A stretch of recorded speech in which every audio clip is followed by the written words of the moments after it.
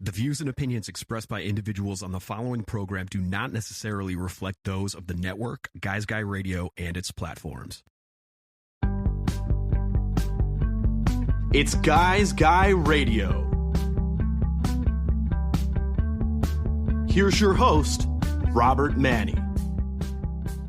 Welcome to Guys Radio. This is your host, Robert Manni, welcoming you to the show where men and women can be at their best and everyone wins.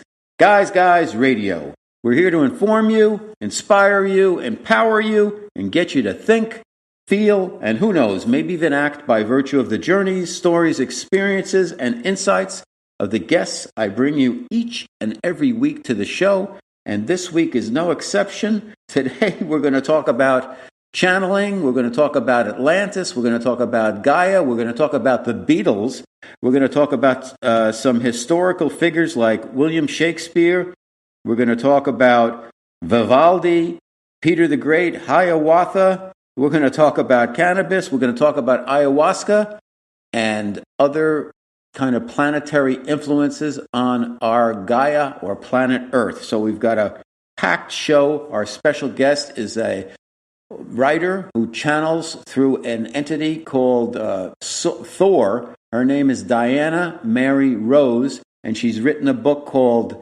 many books, but this one's called Atlantis and Gaia.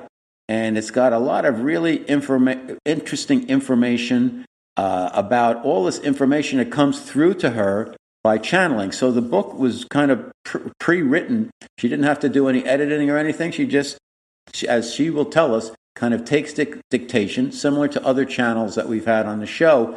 And a lot of the focus of her work in this particular book is on some historical figures that had some significance, and in this case in pop culture, really gets into the significance of the Beatles, the collectively, the four of them, each one individually, what each one kind of represents and meant, and what their journeys were, and if they kind of pursued the right path for themselves and successfully achieved that which they aimed to achieve when they came here to the planet.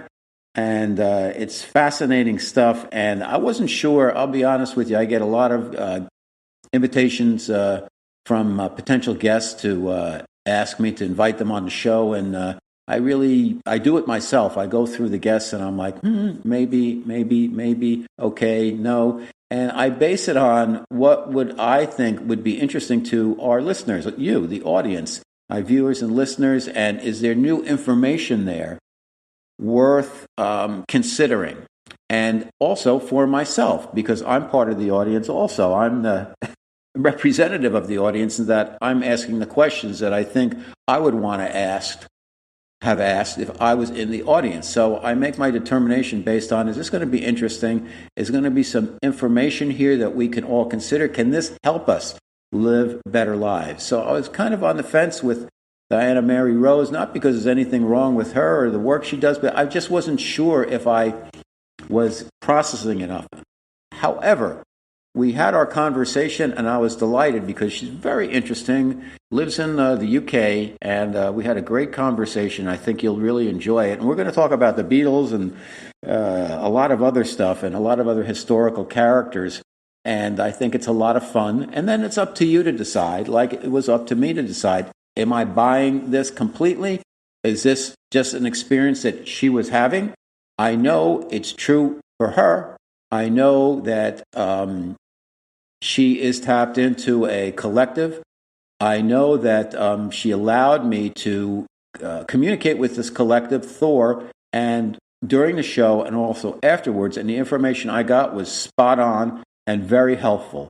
So give it a listen. Let's see how we do. And Guys Radio, I think you're going to enjoy this one. UK Health Radio, the station that makes you feel good.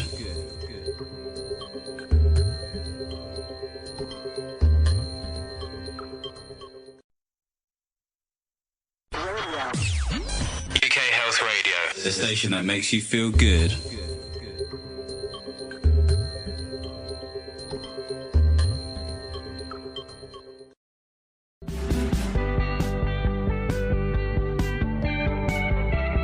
It's Guys Guy Radio.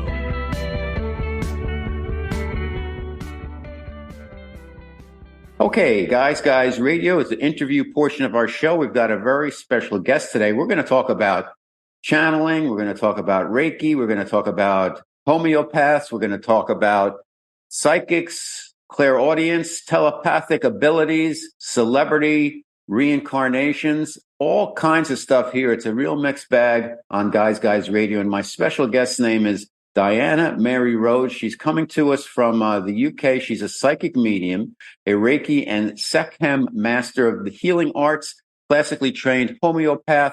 Her clairaudient and telepathic abilities are profound, and she uses those skills while writing. Telepathy means that she can chat away with source in an uninhibited manner. And that comes through in her writings. Her lively style reflects the world upstairs, which is free of earthly concern. Her spirit guides support her. Alter egos, past family members, other souls play a part in her book work. The name of the book we're going to talk about today, it's called Atlantis and Gaia, Magic, Reincarnation, COVID and Earth Healing Today. Mary Rose, Diana Mary Rose, my special guest on Guys Radio. Welcome to the show, Diana Mary Rose. Thank you. Thank you very much for inviting me. You're welcome. And as I mentioned, there's so many things to your work, so much to your work, and so many different topics we can cover. I didn't want to just nail it down to one thing. So let's have a good conversation and really get into some things that I think our audience might be interested in. But first, let's start with you, because you have all these different abilities. I've interviewed various channelers and psychics on the show many times, and your skill set seems a little bit different. How exactly would you describe yourself and the gifts you have, and when did they come about for you, Diana? Right, okay. Well, I would call myself a serious meditator. I've been meditating now for about 15 years every single day. Sometimes up to an hour or even 2 hours. And what I have discovered through that process is the more you meditate, the more psychic you become. So over time, I have become more and more psychic with more and more gifts. First of all, seeing pictures, then hearing the odd word, hearing a sentence or two. And then gradually over time, the clairaudience has come through very, very clearly indeed.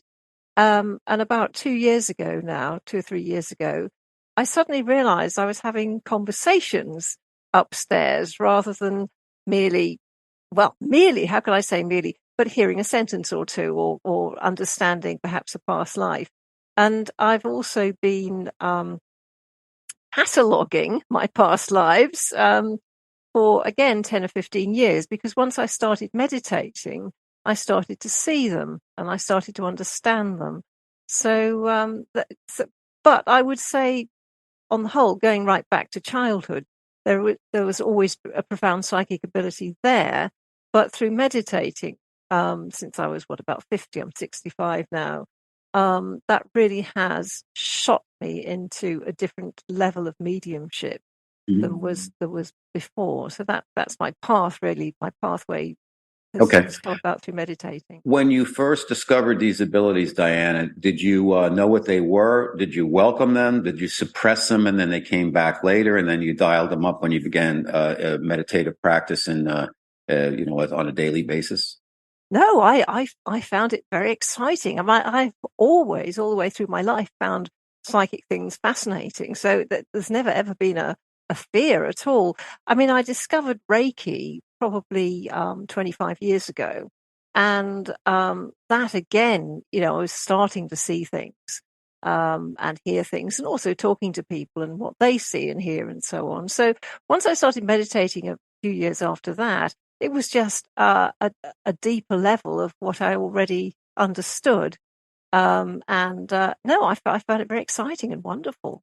Yeah. Mm-hmm. Well, I am a Reiki master teacher, and it took me about 10 years to go through the process. I wanted to spread it out, and I am a hypnotist also. And I found that when I got to the Reiki master teacher level, my visual perspective on everything I saw changed. In other words, if I stood on the beach and looked out at the ocean, it's like I could put my hand out and dip my finger into the ocean 2 miles away. That was the biggest change, I thought. My perspective changed ever since then.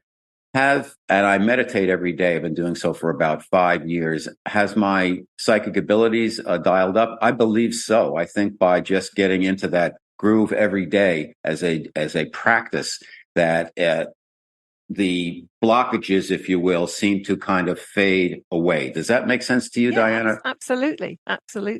And yeah, it is about releasing negativity, releasing blockages from the human aura, auric field.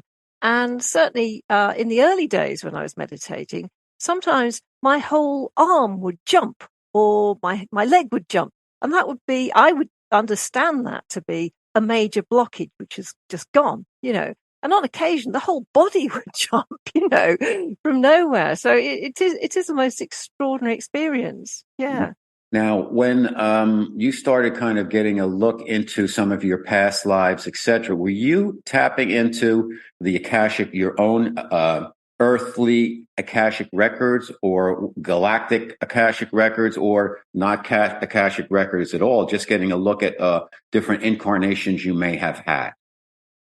I think when I've seen them, it's because more often than not, I've been healing an aspect of myself using Reiki or Seichem, and then these pictures would come up. So they're a sort of natural part of, I think, releasing trauma from the human aura. So that's the way I tend to see it: is aspects of the human aura being cleansed. And I mean, it is quite fascinating, because I mean, I've always had, right from pretty well from the age of 3 or something, huge fear about the First World War, which I didn't really understand. I just thought I was being a bit silly, as you do. But now I realize, because I've seen it, that I had a life in the First World War, and I was, traumatically injured and died as a result of those wounds. So I've also experienced my death, and that was probably one of the most profound experiences I've ever had. I experienced my own death as a First World War soldier, going to the light. I remember seeing these in a sort of meditational process or whatever, seeing these arms reaching down towards me to pull me up, and the most extraordinary feeling of love. That's the only thing you can say. As I reached that higher level. So yeah, but as a 3-year-old, I just thought, well, I'm being silly, and everyone else probably thought so too. But no, it's a link between a prior life and today. Okay. Sekhem. What is Sekhem for those who aren't unfamiliar? It's ancient Egyptian healing. So as Reiki is Tibetan, Japanese, I think, or Tibetan. Yeah. It comes via Japan. This is ancient Egyptian healing, and when I was attuned to it, I mean, it's a very similar process to Reiki. You're attuned to that energy. I remember seeing this strange character just on the top of my nose, sort of around here, and I thought, who is that? And I thought, well, the closest thing I can imagine is it's the Hierophant from the tarot, but it wasn't. Anyway, so I Googled it, like you do, and then what it said was the Hierophant is based on Osiris. Now, I then Googled Osiris. I thought, that's what I saw. But it's wonderful when you do it that way around. You see a vision, and then you find it on the internet. Think, yes, I saw Osiris. And that was almost directly after that moment when I was attuned to Egyptian healing energy. In your book, Atlantis and Gaia, you talk about a lot of celebrity reincarnations, the kind of significance of various celebrities. We'll get into that. But for yourself, who were you from your own studies and self-study when you seem to have a number of very interesting lives? Could you share with us some of those incarnations? Yes. Now, I know for a fact that I've been Nebuchadnezzar in the Old Testament. I know a bit about him. Also, Harry Hotspur, and also Julian of Norwich. So it's a sort of a slightly weird combination of famous people coming through there. But also, I mean, it's not always famous lives that come through. Sure. The important ones are the ones that do the most damage. And for example, my First World War life, I now realize his name is Henry. Took a long time to get that name to come through. And another one called Caroline in the 18th century. She was connected to Versailles. So there are those that come through. But the famous ones, I think those are three of the big names. Now, you say you know for a fact, and I'm not challenging. I'm just asking a question. Yeah. How do you know that you were Nebuchadnezzar? Because I heard it. Because clairaudience, you hear words.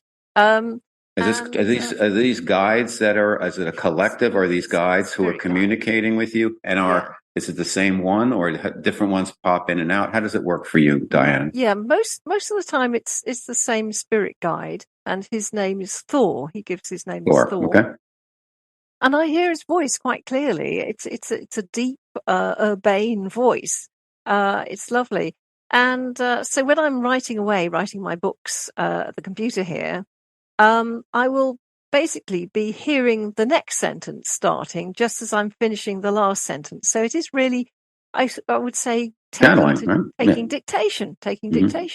And amongst that dictation comes through who I was in a past life, explaining it.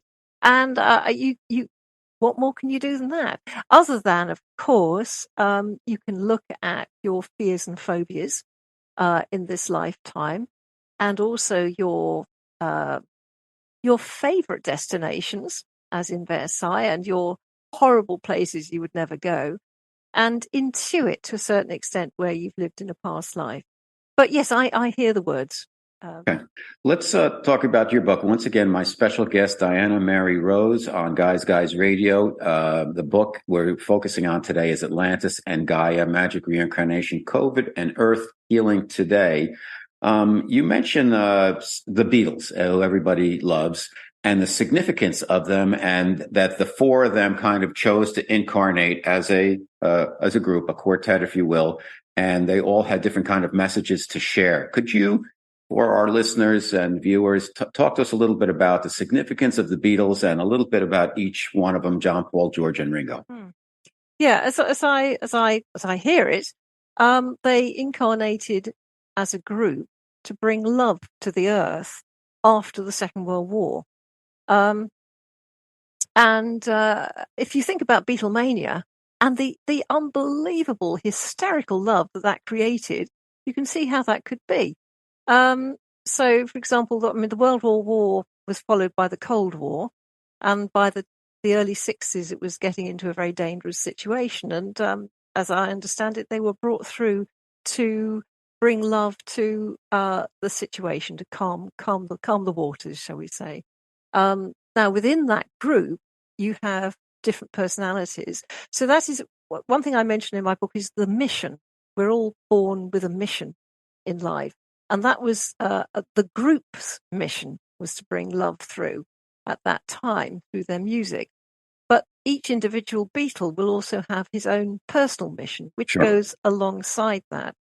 And what I'm saying is that John Lennon was a peacemaker in several past lives.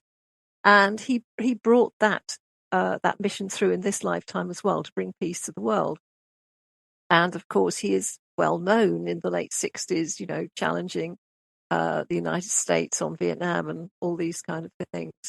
And also, what I'm saying is that he was pushed slightly off that mission, not completely off it, but he was pushed sort of in a slightly different direction by Yoko Ono, so that he didn't achieve the ultimate accolade that he should have done, which would have been the Peace Prize, the Nobel Peace Prize. So, as I understand it, he was meant to get that Peace Prize, but because of whatever happened, a slightly stronger personality perhaps pushing him in another direction, he didn't manage that.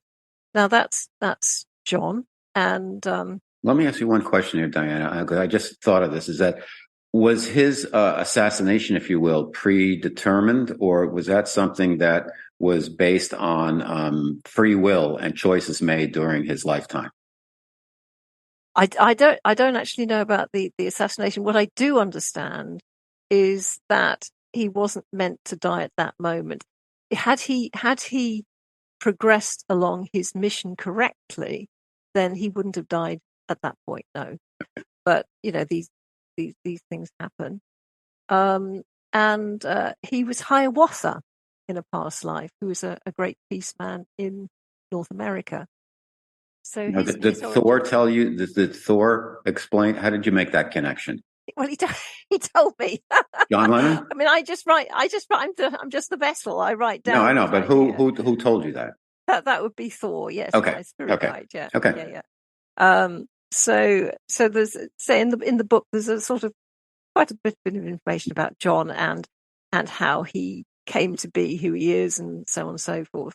And then the other major Beatle that I mentioned is George Harrison, and he has two separate areas to him in terms of his past lives. He has his monk lives.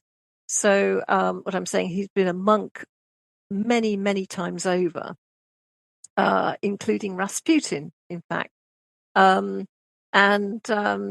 I do draw attention to the 70s, when his long tousled hair, how that could be a little bit of a Rasputin image there. But he has his monk lives because he is a deeply spiritual and involved man. But he also has his musical lives too. And what I'm also saying is that he was Antonio Vivaldi in a past life. And that influences his music. So he comes through with a strong musical gene, in a sense, as it were, through his past lives. But he also comes with a strong religious element to him as well. And you can see both of those aspects, of course, in his life, how that would be. So interesting that he didn't have the most songs. I think he kind of got repressed a little bit as a Beatle because he was the youngest, but he might have had the best songs that the Beatles ever did in terms of musical quality. Not that the others weren't great, but he had some really special songs. Here Comes the Sun, Something, While My Guitar Gently Weeps. He had some very prolific songs. And they've lasted the test of time, haven't they? Yeah. No, he's Okay. he's a very interesting man. Yeah. So how about Paul then? Paul doesn't really come into it. Paul, no, I don't. Paul doesn't really come into my book at all. Ringo comes in very briefly. It's an interesting process writing a book when you're taking dictation from spirit, because you just go with what you're told, really.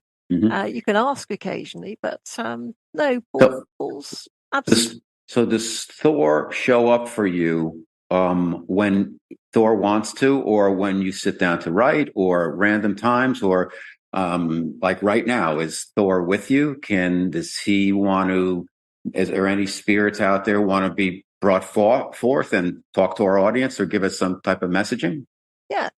He will respond to a question. I think he has to have a question. Otherwise he's silent. So what sort of?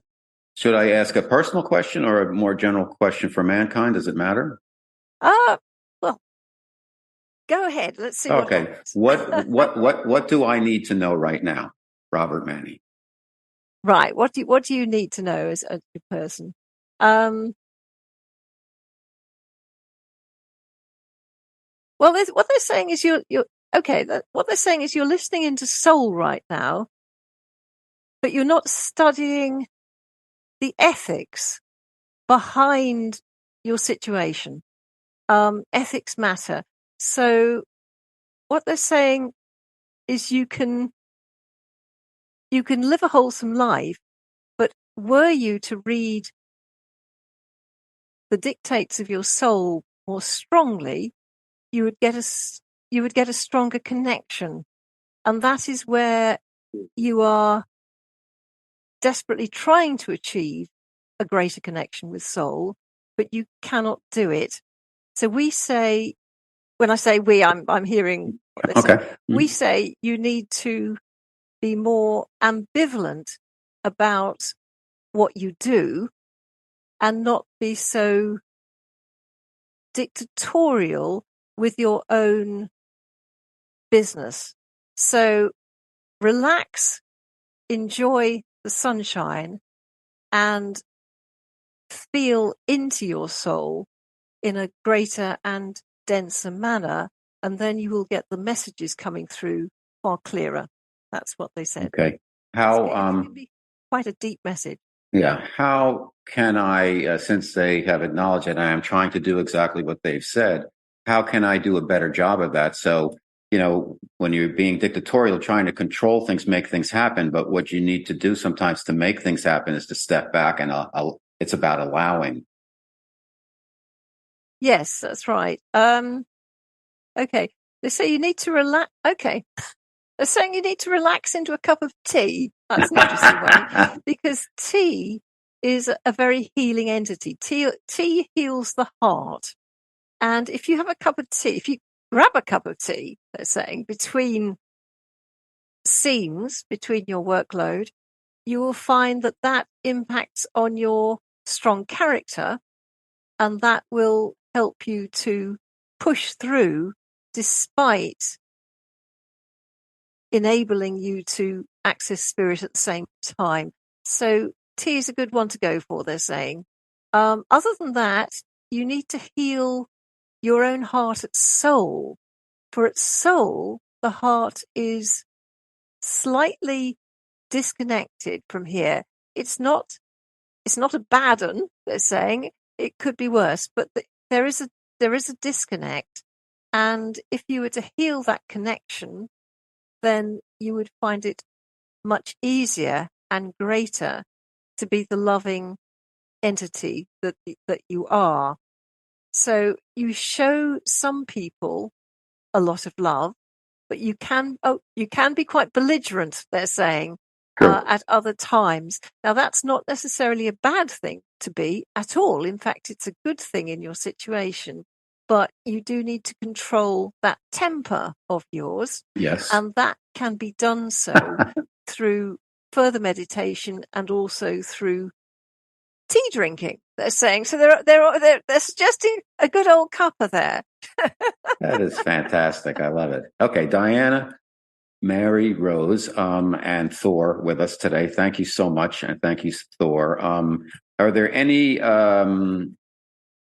let me ask you about this. The Rolling Stones, you mentioned the Beatles and their importance to our culture. And then and they were around for about 6 or 7 years. At the same time, right on the tail of the Beatles coming out, were the Rolling Stones. And now here they are. Their music is more grounded than the Beatles, if you will. The Beatles are more ethereal. The Stones stayed together through a lot of calamity. They've had deaths. They've had group change, membership changes to a certain extent, but you've still had Jagger and Keith Richards and Charlie Watts until recently, and Ron Wood for the last 40 years, I think. And they seem to reflect the 3D lives that many of us go through and experience on a daily basis on Earth. To me, they're much more grounded than the Beatles. I'm not saying they're better or worse, whatever, but they've lasted now 60 plus years, and they're about to release, I think, new music. So what is the significance, if there is one, of the Rolling Stones, and how does that differ from the Beatles? Okay. Well, what they're telling me is the Rolling Stones were meant to be a grouping forever. They are a group that has regrouped through time. Mm-hmm. And in this life, they were meant to stay for good. And that means until death do us part. That was not the case with the Beatles. The Beatles came through on a 60s vibration to heal the world at that moment in time. And then they separated. And that was for their own purposes. For they wished to continue with their own missions in the 70s and move forwards. The Rolling Stones did not do that. They wanted to be a group forever. Had they parted, they would still have turned up on occasion to meet again and again. They will never part forever. So that's it. It's all about what you decide, I think, in advance of this incarnation. And if that's the purpose, you do it. Is there any incarnation surprises, if you will, where you had, George Harrison was Rasputin and Vivaldi? How about like somebody else who is a virtuoso musically, like Keith Richards, and he's had obviously some issues with substances and things like that. But there's just, he's got an antenna for music, obviously. Yeah. Well, I mean, the one that I didn't mention, she went in the book and then she came out again, is Angelina Jolie. Okay. Was Jane Austen. Hmm. So that was an interesting one that came through. And also Brian Jones, who died young, of course, was Keats, the poet. So he came through on a poetry vibration, and that was one of the reasons why he simply couldn't hack it as a Rolling Stone. He was too sensitive. So I know a little bit about him. And actually, the interesting thing about Brian Jones is if you look at a painting of Keats and then you look at Brian Jones, you can see a bit of a likeness. And this is something I'm sort of getting into now. Is when I hear something about somebody in a past life, I Google them and see whether there's a physical connection. And quite often there can be. It depends on the personality. When you've got a similar face coming through, and you can have very similar faces, it's because the personality is similar too. So they reincarnate in a similar character. But so that was an interesting one. And also dear old George Harrison. He again, I put in the book, was Peter the Great. I mean, George has a ridiculous number of famous past lives. Now, if you Google George on the Sgt. Pepper album and you Google Peter the Great, you'll see a very similar face. That wonderful moustache, and of course, dear George. I mean, he's wearing those 18th century silks and things, which again helps. But yeah, you can see see a similarity coming through. Now, in the book, I believe that you reached out, I guess, through Thor to George to ask some questions, and he came through. Yes. Is that true? That true? Okay. Yeah. Yes, that's right. And that came through as a from George. And this is where you get in the book, you get perhaps slightly different writing styles coming through sometimes. I know that's confused people a bit. She's all over the place with her writing style, and that's because I'm downloading, in a sense, a different personality at a different time. So if I mentioned a name, if they're available, can they come through Thor right now? Possibly? Probably not. Okay. because I don't normally do that. That's when I'm in a pretty deep state of trance writing away. Okay. But what I have heard, I do hear accents very, very clearly sometimes. I have heard a few years ago Princess Diana. I was writing an article about Princess Diana, and I heard her voice. I mean, it was perfect. It wasn't even close. It was her voice coming through. So clairaudience, it's quite an extraordinary. How does that work for you, Diana? Have you? How has that affected your life? And you considered it a gift, or it's like, oh no, here they come again? How do you see this experience? This is called telepathic audio. Now, when that did come through suddenly with abundance about 3 years ago, it did freak me out a little bit for a few weeks, if not a month. And but now I think it's wonderful. I just love it. I mean, I'm just living in an ethereal, wonderful world of information, because I can just send off a question, and boom, back comes an answer. So no, it doesn't bother me now, but it did for a short time. Yeah. But, how about a historical figure that comes through? Very much so in the book is William Shakespeare. And so many people have different opinions as to, was Shakespeare one person? Was it a group of writers? Who was William Shakespeare, according to your guides? Yeah, well, as I understand it, he was a local lad with superior psychic abilities. So what I'm saying is that he was similar to me in the sense that he had not only clairaudience, but he had telepathic abilities. So he was hearing his plays and writing them down from soul.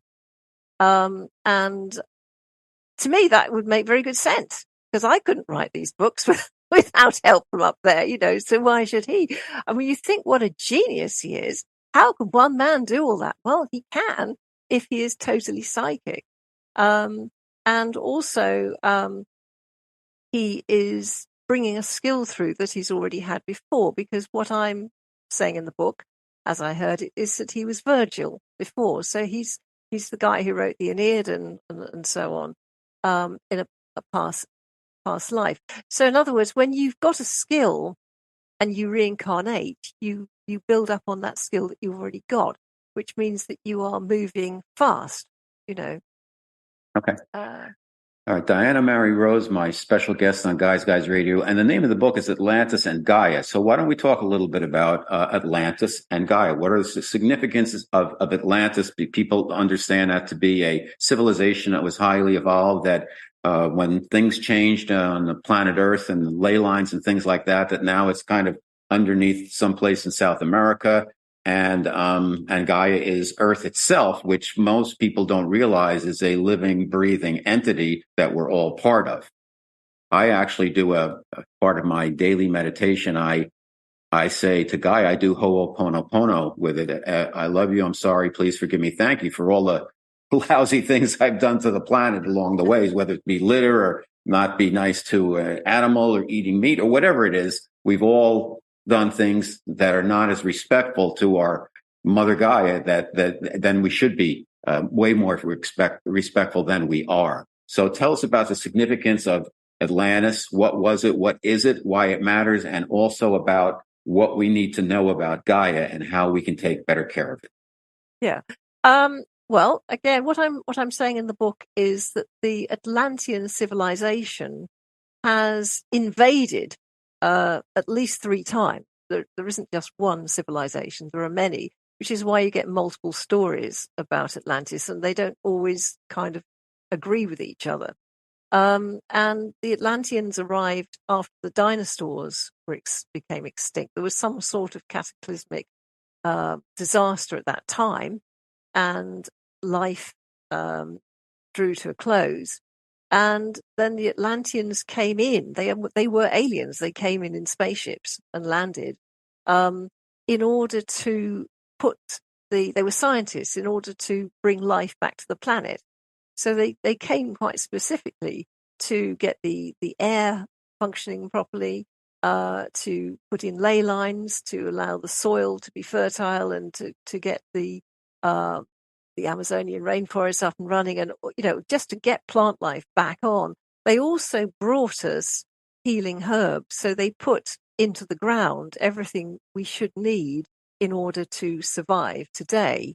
So that's the connection with Gaia and the healing herbs that I put into the book. Let me ask you about that, Diana, because you mentioned 2 in the book, which are pretty popular: cannabis, which so many people have tried, and then ayahuasca, which has become more and more popular nowadays. Although I'm not sure if that's being distributed or taken in a very mindful manner at all times, because there's a whole ceremony that goes around. You can't just goof around with ayahuasca. Cannabis is something that's become pretty mass, if you will, and now it's legal. You can get all these CBD products. Also, tell us about those 2 and their implications on how they impact humans. Yeah, well, the message that came through was quite clear, which was that cannabis is not for us to use. So we use and abuse that herb, and we shouldn't be. It's actually placed there for, and this sounds wacky. Well, it's all wacky, isn't it? Let's face it. For the angels, it's some sort of angelic herb. I mean, you've got to read books. It's like, but it was never meant for mankind.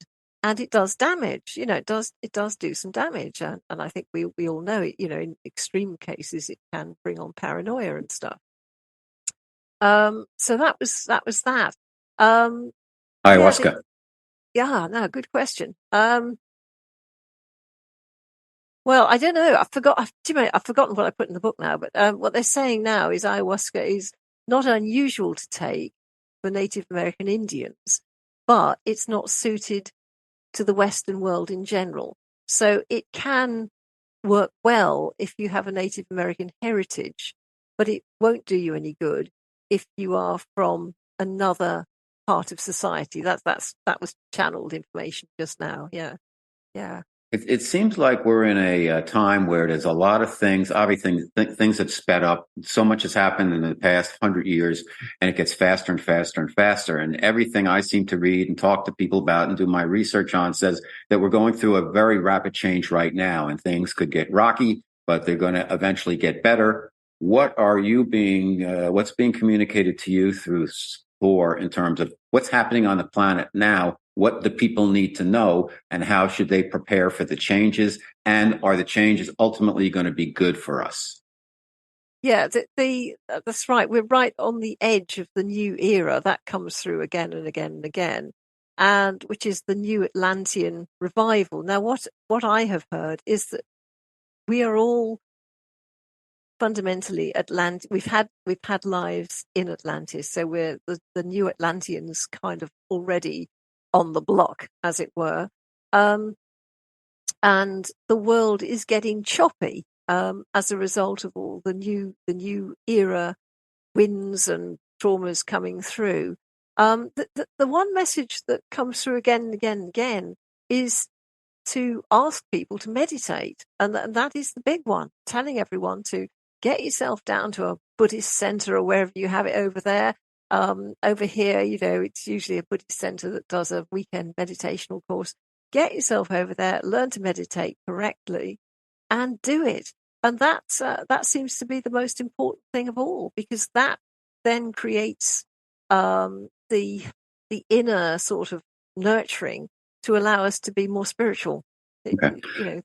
How about there's also a lot of talk about and it's a drip, drip, drip about disclosure of ETs. And many say that, listen, the government's not going to come out and say things. They'll just declassify. And the disclosure is actually happening right now. Any thoughts on that from Thor or your guides? Well, what they're saying is ETs happen every day. They're not around. Okay, they're not around you yet, Robert, they're saying. But they could be. That's interesting. Aliens are here to assist in the new world order, they're saying, and they come through on a loop. They come in, zoom around, and go out again. Some people see them, and a lot miss them. But the crop circles are. Do you get crop circles in America? We get yes. them over here. Yes. Yeah. Mm-hmm. Yeah, that's interesting. Out in the Midwest and somewhere the farmlands are, and nobody knows right. what they are. Okay. Apparently, are they some messaging center for extraterrestrials? Okay, the crop circles are not alien as such. They're caused by past life entities, or ghosts, as we would call them, doing their business in the field. That's what they call it. So they're saying the past life entities, or ghosts, or souls of those who have been traumatized, come down and break through the ley lines at that point, and then everything collapses. Well, there we are. That's what I heard. Okay. And you also, last question, you mentioned ley lines quite often in the book. Just for the benefit of our audience, what are ley lines and what is their significance? Ley lines are the energy beneath Gaia's earth soil, and they are sonar. They emit a sonic waveform, which then allows the soil to nurture itself correctly and become loving and kind, they're saying. So in a word, the ley lines, if they're working correctly, and they were placed there by the Atlanteans, eons before we ever existed, if they're working correctly, they will allow the forests to grow and the oxygen supplies to renew and so on. And the message is that that is happening today. They are being renewed by the angelic form that come down quite frequently, and also through meditational work too. So the the more mankind meditates, the more the ley lines will improve. But they are energy. They're part of Gaia's earth healing strategy to allow the shrubs and the bushes to glow with pride, they're calling it, glow with self-worth, and then their organic ability to heal becomes much stronger, so that it's a fundamental part of life. And what destroys ley lines is materialism. A lot got destroyed by the Romans when they were rampaging around Europe and so on. So they can get destroyed, but they can also be renewed. But they are very, very important. Yeah. Fantastic. My special guest on Guys Radio, Diana Mary Rose. The name of the book is Atlantis and Gaia, Magic, Reincarnation, COVID, and Earth Healing Today. Where can our audience find out more about you, Diana, and get your book? Well, the book is available in Walmart, Barnes and Noble, is it, as well, and also, of course, on Amazon, and through the publisher. And so on. It's all over the place. Yes, Google it. I do have a website called Rutland Healing as well, where people can contact me, and so on. Yeah. Fantastic. Well, thank you so much for being on Guys Radio. Really interesting information. The book is quite the experience to go through because it really covers so much ground, and it's not straightforward step. It goes all over the place in a fun way. And I had a lot of fun reading it. And thank you, and pleasure to meet you. Thank you, Diana Mary Rose. UK Health Radio, the station that makes you feel good.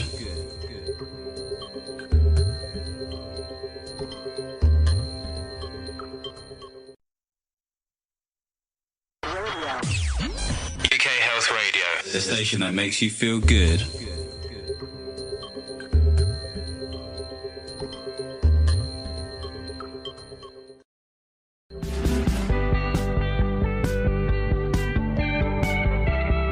It's Guy Radio.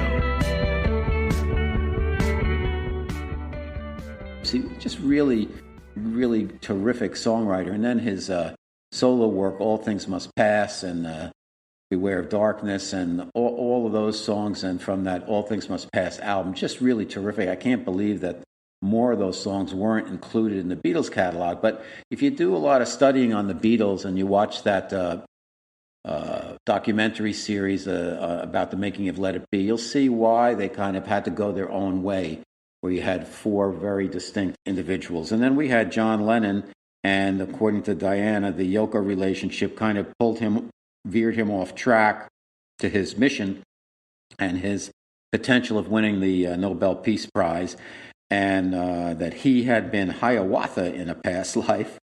And then we have the pragmatist and the materialist Paul McCartney, who's still out there pumping out new music and going on tour, and just probably the greatest pop songwriter of all time, in our lifetime at least. You can go back and say, Gershwin or whoever, but Paul McCartney really has written some incredible, long-lasting songs that are now, standards. And then you've got Ringo, who was kind of, the backbeat, put it all together as the drummer, and he was sickly as a child and had wanted to be a doctor, but because he was sick, he started, I think, playing the drums, and he got to that special place with falling in line with the Beatles when Peter Best left, and his sound is unique, and his sound is perfect for the Beatles, and that's very, it's incredible that the four of them had such a mesh in their talents. And I asked about the Rolling Stones because I'm a huge Stones fan, and she said their kind of a pre-life plan was a little bit different. She called it kind of death do us part, a long term. And here they are, still putting out new music here in 2023. They have an album ready to be dropped, and also they're probably going to do another tour, and Mick Jagger is turning 80, as Keith Richards will at the end of the year. And I always found the Stones being kind of more grounded than the Beatles, very different, but it's amazing that those two bands have had their own journeys, their own paths, and have lasted so long. What else did we learn today? We learned a lot about, the significance of Atlantis, and also about how some things that we enjoy, like cannabis and ayahuasca, at least for some people, can kind of take us off our path and may not be the best things for people. And she had a very interesting comment about how the angels enjoy cannabis, which I found kind of stunning, but equally interesting. And also her take through Thor on William Shakespeare, because there's so many different theories. Was Shakespeare a bunch of different writers? Was it one person? Who was he? And I know there's a series on Gaia about Shakespeare and kind of decoding him. And one of the most fascinating characters in literature and playwriting of all time, if not the most fascinating and interesting character and most talented. So we had a lot of interesting stuff we talked about today. And I think really for me, the big learning was when we got Thor on the show, the collective that Diana speaks with, communicates with, and he gave me some information about what I should know now, which I found was spot on. And also I continued the conversation and the communications with him after the show and really got a lot of helpful insights and information. So thank you, Thor. Thank you, Diana Mary Rose. And thank you, audience, for going with me on this journey for a very different show here on Guys Radio. So Guys Radio, we're here every week for you. I love doing the show. I've got a ton of great guests coming up over the remainder of the summer and also into the fall.